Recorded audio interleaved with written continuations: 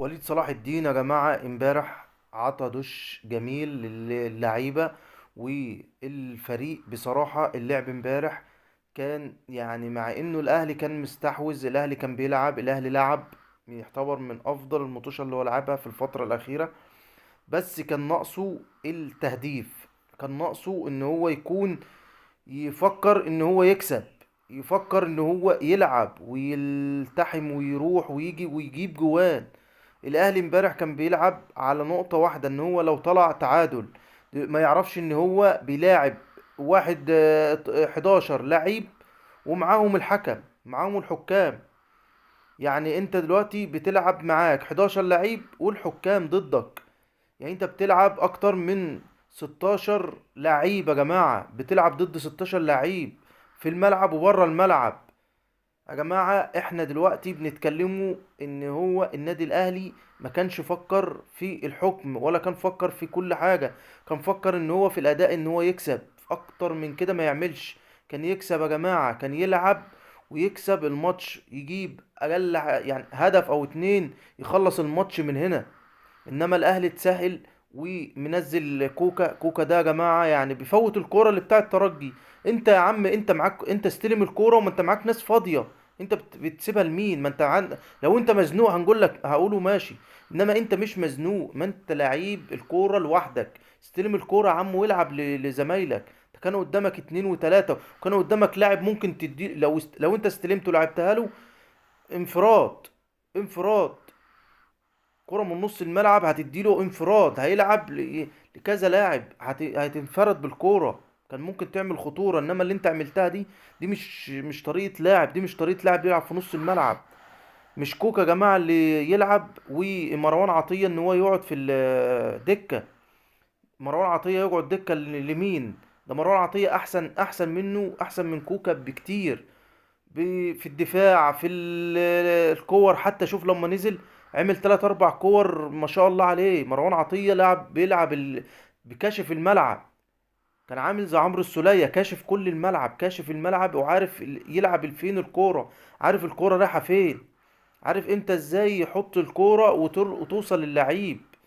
يا جماعة احنا دلوقتي المدرب النادي الاهلي بيحط تشكيلة على مزاجه، بيلعب بمزاجه، وبيلعب ما بيدورش على، ما بيبصش على لعب الخصم، ما بيبصش على اي حاجة، او يشوف الفرقة اللي قدامه بتلعب ازاي. لا يا جماعة، ده بينزل عشوائي، والعبوا انتوا بقى وشوفوا انتوا هتعملوا ايه في الملعب.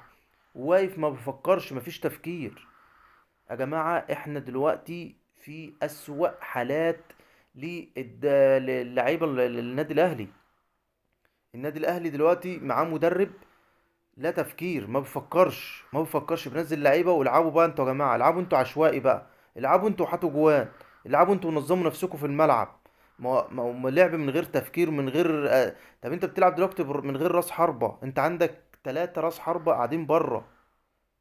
نزل واحد منهم يا عم ايا كان هو مستواه، بس نزله، نزله انت تكسب فيه، نزله انت تكسب باي حاجه ويعملها. انت عندك لما نزلت الهجوم في الاخر الدنيا اهي مشيت شويه. انت لو لعبت كده من الاول او من اول الشوط التاني كنت ممكن تعملت حاجه، انما انت استنيت لما جه فيك ضربة جزاء، يا ريت حتى جون، ولا هم كانوا بيوصلوا ان هم حتى هم كورتين ثلاثه اللي وصلوا بيهم. انما انت اديت لهم فرصه ان هم يعملوا كل ده ويقعوا بقى. اول ما جابوا الجون وقع بقى وتضييع وقت وبتاع، والحكم ماشي على هواهم، والدنيا حلوة خالص، وهم دول اللي هم عايزينه. احنا معانا حكم يا جماعة بدون تفكير، ما بيفكرش، ما بيدورش على ان الاهلي ازاي يلعب، ان الاهلي ازاي يدور الكورة ويجيب جوان. لا ده هو بيلعب على التعادل. لا بص، واحنا خسرنا هدف. يا عالم بقى الماتش اللي هنا في القاهرة هنعمله فيه ايه. الماتش اللي في القاهرة ده الأهلي لو ما جامدش شوية ولعب هيطلع من بطولة أفريقيا، ولو طلع ما هوش واخد حاجة. يعني أنت عندك الدوري بنسبة مثلا 75% ممكن تخسره. يعني أنت ممكن تخسر الدوري وتخسر بطولة أفريقيا، وطلعت من الكاس، وطلعت من كل البطولات. يعني أنت مش هتاخد حاجة السنة دي، مفيش أي حاجة هتاخدها السنة دي.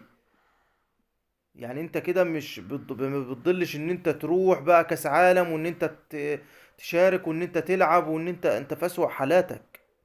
احنا بنتكلموا دلوقتي عايزين الاهلي يا جماعة ان هو يلعب، ان هو يكون في مستوى، ان هو يكون في اداء، ان هو يكون في حاجة، ان احنا بنشوفه النادي الاهلي، بحيث ان النادي الاهلي بيعمل حاجة للجمهور، بيلعب للادارة، الادارة يا جماعة بشكل كبير خالص، ان الادارة مش ظابطة حالها.